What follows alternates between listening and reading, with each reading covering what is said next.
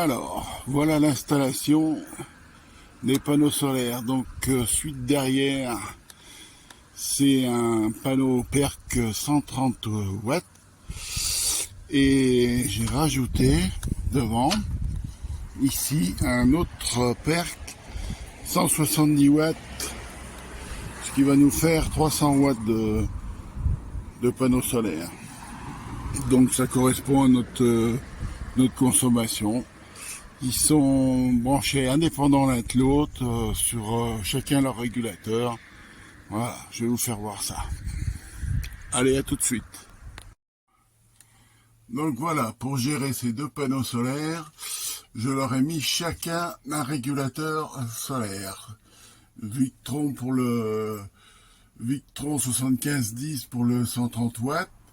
Et de l'autre côté, j'ai mis un 7515 en Victron aussi, et les deux sont Smart Solar, c'est-à-dire que je peux les contrôler du téléphone. Voilà pour l'installation solaire. Donc on a 300 watts de panneaux solaires, deux régulateurs Victron, tout ça relié à une batterie LiFePO4 de chez Ultimatron, une 100 ampères. Donc je vais vous faire voir ça tout de suite.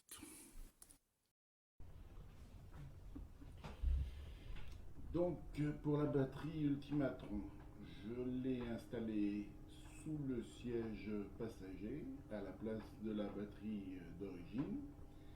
Simplement, j'ai été obligé de la mettre à plat au lieu de la mettre debout. À plat parce que debout, si vous voulez, ça passe trop près du siège et ça risque de faire un court-circuit.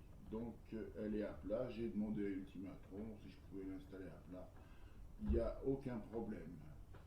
Donc cette batterie est installée et elle fonctionne très très bien.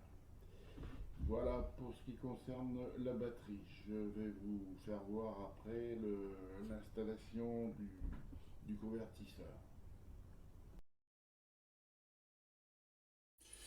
Bien, avant de passer au convertisseur 220, je voulais vous parler de ce que nous avons décidé de prendre en plus. On a décidé de prendre une batterie nomade EcoFlow. C'est une petite batterie, c'est une River 600 hein, qui est très très bien. Je vais vous expliquer toutes les fonctionnalités qu'elle a. Tout ça pour ça, c'est un appareil pour l'apnée du sommeil. Donc la nuit je dors avec et bon j'ai besoin d'énergie et j'avais un peu peur que la batterie soit juste. Et en fait non, ça suffirait largement. Mais par sécurité, on a décidé d'opter pour cette petite batterie nomade. En effet, le ResMed 10, il consomme pratiquement rien entre 0,6 et 1 ampère heure. Donc sur une nuit de 8 heures, 8 ampères, ça me fait entre 22 et 25% de la petite river. Et ça me fait 8% sur la grosse. Donc autant dire que ça fait pas grand chose.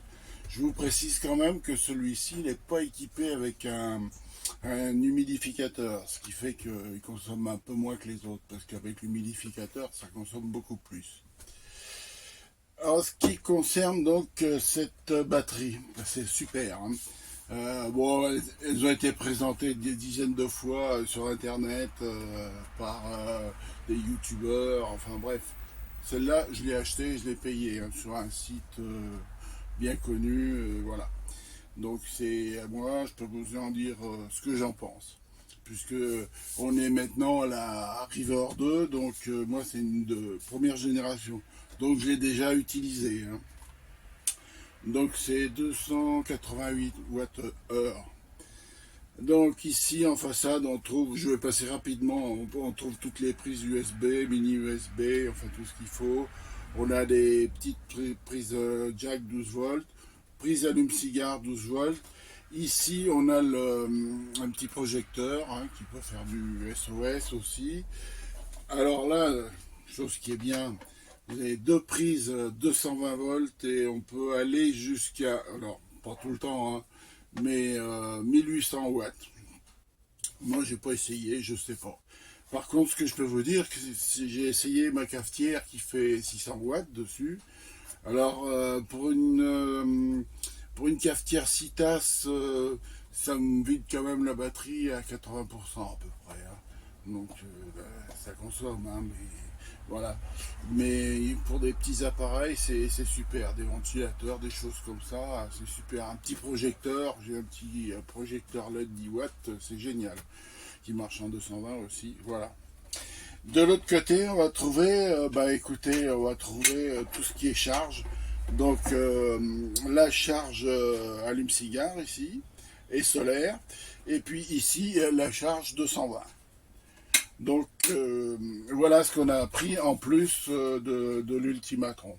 Pour être tranquille quand on va partir et qu'on sera en période un petit peu hors saison, on va dire, et il n'y aura pas forcément toujours du soleil. Puis le soleil d'hiver, il est plutôt... il faudrait incliner les panneaux, chose que j'ai pas encore. Voilà. Allez, je vous présente maintenant le convertisseur 12220.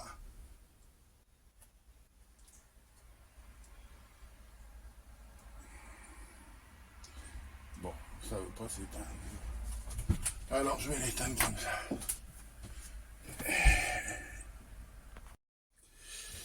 Donc, le convertisseur. Alors, convertisseur de la marque Novopal, acheté aussi sur le site que tout le monde connaît, le grand site. Donc, 1500 watts et 3000 watts en crête. Je vous précise que ça aussi, c'est moi qui ai payé, donc je ne dois rien à personne. Si et il marche bien, il marche bien. S'il marche pas bien, je le dirai aussi. Voilà. Donc, je vais vous faire voir où je l'ai posé. Il a fallu lui trouver une place. J'en avais déjà, mais un petit 600 watts, donc c'était un peu juste pour l'utilisation qu'on en a. C'est notamment pour la cafetière du matin, enfin, et du midi aussi d'ailleurs, qu'on a acheté ce convertisseur et qui nous donne pleinement satisfaction pour le moment. Donc, je vous fais voir où je l'ai posé tout de suite. Donc voilà le convertisseur où il est placé. Donc il est en fait à côté du siège passager et il se trouve à peu près à 50 cm de la batterie.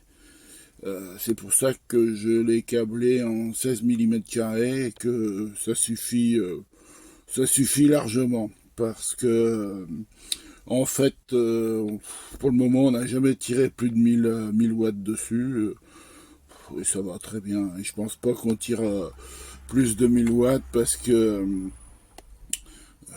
ouais, même les batteries de vélo, ça, quand on met à charger dessus, on a aussi la petite EcoFlow, bien sûr, qu'on charge dessus en roulant. À côté, sur la droite, vous voyez, j'ai mis un petit disjoncteur 150 ampères, au cas où, voilà, donc qu'on peut couper comme on veut. Donc vous voyez, là, il est relié à l'EcoFlow, ce qui veut dire que quand on roule, bah, ça charge. Voilà. Et c'est bien pratique.